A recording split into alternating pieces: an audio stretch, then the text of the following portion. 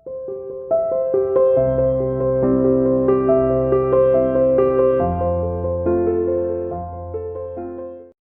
dear student, welcome to C International School online classes. Dear plus 2 commerce class, today we will discuss about unit 6 staffing and topic 6.4 training. I means unit 6 का 6.4 lesson आज हम discuss करेंगे जो कि training पर base है। Training and development क्या है, तो सबसे पहले हम ट्रेनिंग पर डिस्कस करेंगे, फिर डेवलपमेंट की ओर जाएंगे। चलिए ट्रेनिंग क्या है पहले ये बता देते हैं। बेटा जब भी आप किसी जॉब के लिए अप्लाई करते हैं, आपको जॉब दे दी जाती है, तो सबसे पहले दी जाती है ट्रेनिंग। ट्रेनिंग आपकी स्पेसिफिक जो जॉब है उससे रिलेटेड ही दी जाती है, यानी जो काम कर रहे हैं उससे रिलेटेड जो नॉलेज देना वो कहलाई जाती है क्या कहलाई जाती है, ट्रेनिंग। जैसे आप कंप्यूटर ऑपरेटर बनना चाहते हैं, आप कंप्यूटर की जो आप नॉलेज प्राप्त करते हैं, केवल कंप्यूटर की जो नॉलेज आपको दी जा रही है वो कहलाई जाती है ट्रेनिंग। लेकिन इसके अलावा और एक्स्ट्रा जो नॉलेज दी जाएगी, जो आपकी जो कार्य है उससे थोड़ा सा वो रहेगा, वो कहलाया जाएगा डेवलपमेंट। डेवलपमेंट इसलिए किया जाता है ताकि आपका भविष्य में क्या किया जा सके, प्रमोशन किया जा सके। जैसे प्रोडक्शन डिपार्टमेंट में केवल व्यक्तियों को प्रोडक्शन का ही बारे में पता है, सेल्स है या फाइनेंसेस के बारे में कुछ भी नॉलेज नहीं है, तो वहां से वो ट्रेनिंग का ही पार्ट है।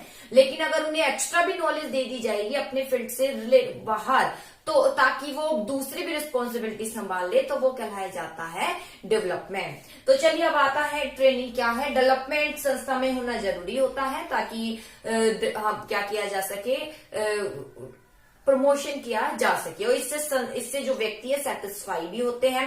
लेकिन उससे पहले ट्रेनिंग देना जरूरी है, जो ट्रेनिंग उसके स्पेसिफिक जॉब से रिलेटेड होती है। चलिए देखिए ट्रेनिंग क्या है। ट्रेनिंग इज वह प्रोसेस है by which effort is made to increase, जिसमें प्रयास किया जाता है, क्या प्रयास किया जाता है कि इंक्रीज हो जाए knowledge and skill of employ की skill for the successful accomplishment of a specific job. एक स्पेसिफिक जॉब को कंप्लीट करने के लिए जो स्पेशल नॉलेज दी जाती है, नॉलेज एंड स्किल जो व्यक्ति को दी जाती है ताकि वो स्पेसिफिक जॉब को पूरा कर सके, वो कहलाई जाती है ट्रेनिंग।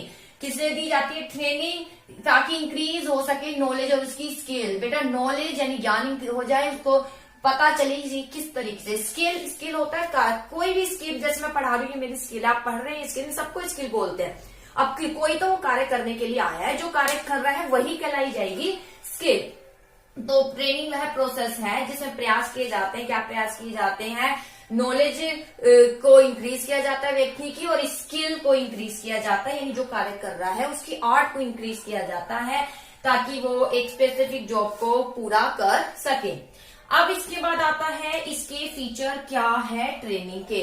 तो बेटा मीनिंग से ही फीचर निकलते हैं। अगर हमने मीनिंग देखा तो मीनिंग ये है कि जो व्यक्ति कार्य करने के लिए आया है तो उसको उससे रिलेटेड नॉलेज देना कहलाई जाती है ट्रेनिंग। तो सबसे पहले आता है इसके फीचर।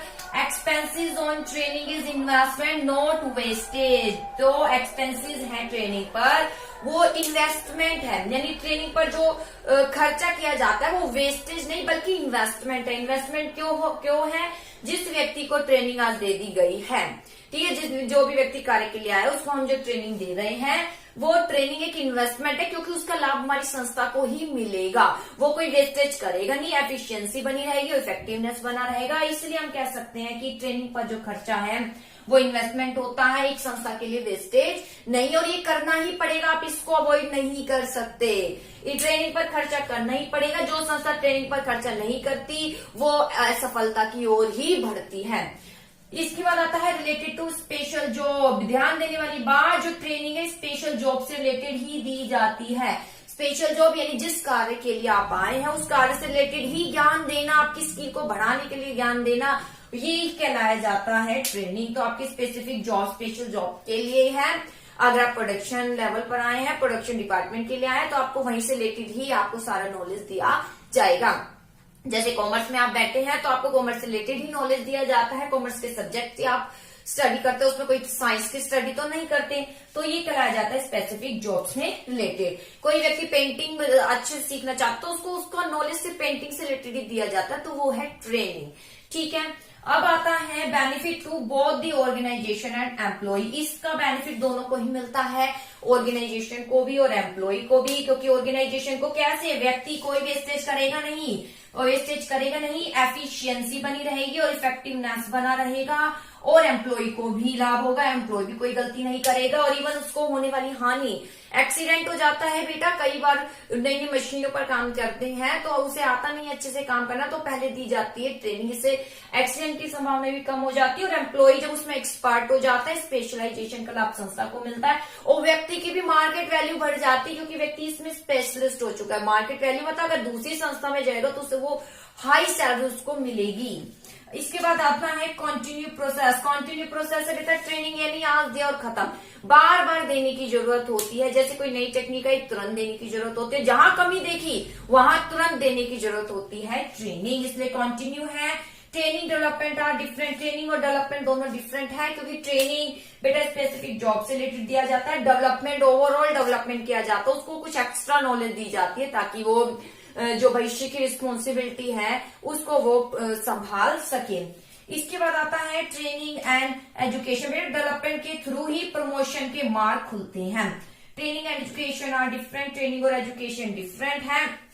ट्रेनिंग में बेटा हमें नॉलेज दे दी जाती है जिसमें हम प्रैक्टिकली रूप से भी करते हैं और एजुकेशन में सिर्फ हमें एक नॉलेज थ्योरेटिकली दी जाती है, वो कहलाई जाती है एजुकेशन, कि बस हमें नॉलेज दिया जा रहा है। ट्रेनिंग में हमें थोड़ा प्रैक्टिकल रूप से उसको नॉलेज के साथ उसको करके भी दिखाया जाता है। जैसे मशीन के बारे में ट्रेनिंग दे रहे हैं तो मशीन को बोलने के साथ मशीन की भाई मशीन को ऐसे ऑपरेट करना है, उसको करके भी दिखाया जाता है, वो सब कहलाया जाता है ट्रेनिंग। और एजुकेशन में जस्ट हम केवल थियोरेटिकल नॉलेज ही प्राप्त करते हैं, ये केवल थियोरेटिकल एस्पेक्ट है, ये थियोरेटिकल प्रैक्टिकल दोनों इसमें आ जाता है ट्रेनिंग में। इसके ये सारे बेटा फीचर है जो किससे रिलेटेड है, ट्रेनिंग से रिलेटेड है कि ट्रेनिंग पर खर्चा बेटा खर्चा नहीं है, वो इन्वेस्टमेंट है जिसका लाभ संस्था को मिलेगा, इसलिए एम्प्लॉय ऑर्गेनाइजेशन दोनों को लाभ मिलता है। स्पेसिफिक जॉब से रिलेटेड ही ट्रेनिंग दी जाती है और बार बार देनी पड़ती है और ट्रेनिंग डेवलपमेंट दोनों अलग है, इसलिए एजुकेशन भी अलग है।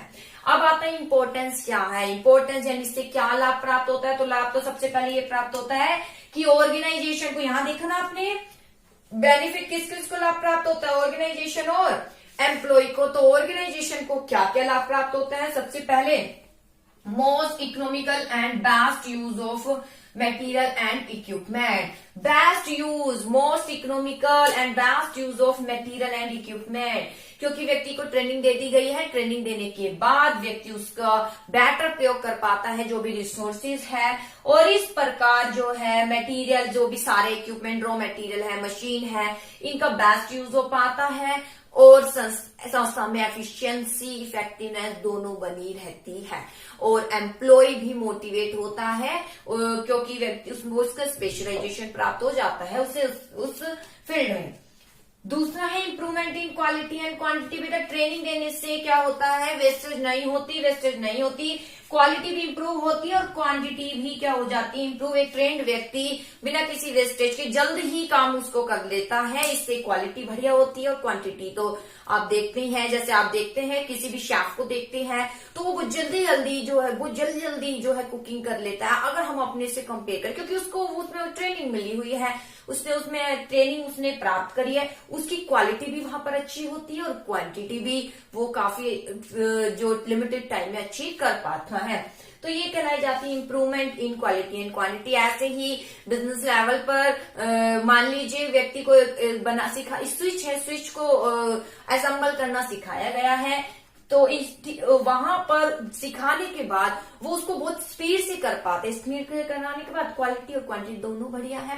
जैसे आप आपको टाइपिंग का काम करना है तो पहले आप ट्रेनिंग ले लेते हैं, धीरे धीरे ट्रेनिंग लेने के बाद आपकी फिंगर बहुत फास्ट चलती है, यानी क्वालिटी तो अच्छी रहती है, बहुत जल्दी ही टाइप कर लेते हैं और क्वांटिटी भी यानी इतनी अच्छी टाइप कर लेते हैं कि जल्दी ही 1 मिनट में आप जो है 1 मिनट में आप काफी मात्रा में टाइपिंग कर पाते हैं, जिसका लाभ संस्था को ही मिल पाता है और आपको भी मिलता है, आपकी गुडविल भी इंक्रीज होती है।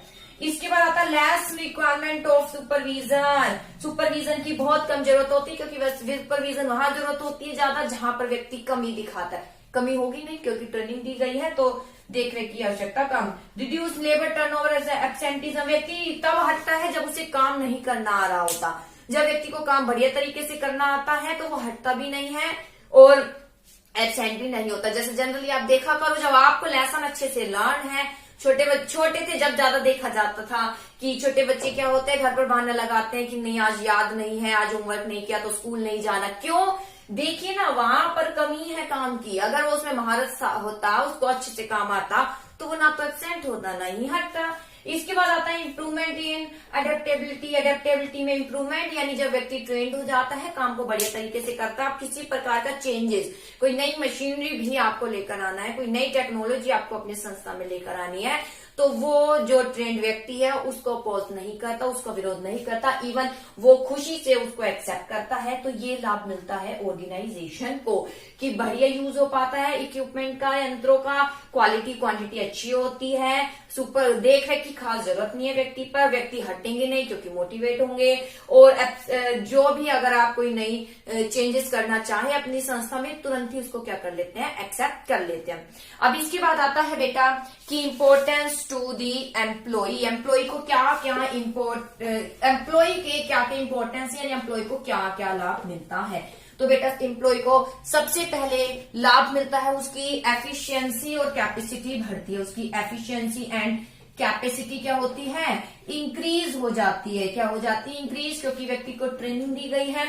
एफिशिएंसी कॉस्ट तो कम करेगा, और कैपेसिटी है काफी क्वालिटी, काफी क्वांटिटी में आपको जो है प्रदर्शन करके दिखाता है। मान लीजिए 10 यूनिट ही बनाने के लिए दी गई है, इतना स्पेशलिस्ट हो गया अपना काम में, निर्धारित समय में 10 से ज्यादा यूनिट बना पाता है। तो इसका लाभ होता है एम्प्लॉय को भी। एम्प्लॉय को मोटिवेशन इंक्रीज होता है, उसको लगता है उसको एक स्थान बने जा रहा है, उसकी तारीफ हो रही है। ये सब ट्रेनिंग का ही एक काम है। इसके अलावा फ्यूअर एक्सीडेंट। व्यक्ति जब उसको ट्रेनिंग दे दी जाती है तो किसी प्रकार की उसमें कमी नहीं छोड़ता है। कुछ मशीनरी काफी सोफिस्टिकेटेड होती है, जटिल होती है, वहां ट्रेनिंग देने की बहुत ज्यादा जरूरत होती है। अब व्यक्ति को ट्रेनिंग मिल गई तो वहां पर जो फ्यू एक्सीडेंट है वो काफी क्या हो जाते हैं, कम हो जाते हैं। इसके अलावा मार्केट वैल्यू व्यक्ति की क्या हो जाती है, इंक्रीज हो जाती है। मार्केट वैल्यू मतलब कि व्यक्ति अगर कहीं दूसरी संस्था में जाएगा तो वो हाई पोस्ट पर, दूसरी संस्था उसे हाई सैलरी पर उसको जो है बुलाती है, क्योंकि वो व्यक्ति उसमें क्या हो चुका है, स्पेशलिस्ट हो चुका है। तो इससे मार्केट वैल्यू क्या हो जाती है, इंक्रीज हो जाती है। और अगला जॉब सेटिस्फेक्शन बना रहता है। जॉब क्या बना रहता है, सेटिस्फेक्शन बना रहता है, क्योंकि व्यक्ति है उसको ट्रेनिंग मिल गई, वो उसमें स्पेशलिस्ट हो रहा है, उसकी मार्केट वैल्यू से उससे अपनी जॉब में सेटिस्फेक्शन मिलेगा और काम मन लगाकर काम करेगा। इससे दोनों को ही लाभ होगा। एम्प्लॉय को खुद को तो लाभ होगा ही, उसकी गुडविल बढ़ेगी, मार्केट वैल्यू, दूसरी संस्था को भी क्या होगा, लाभ होगा। ओके बेटा, तो ये थे इंपॉर्टेंस ट्रेनिंग के। आप इसको अच्छे से पढ़ने की कोशिश करना, कोई भी दिक्कत है तो पूछ ही सकते हैं। ओके बेटा।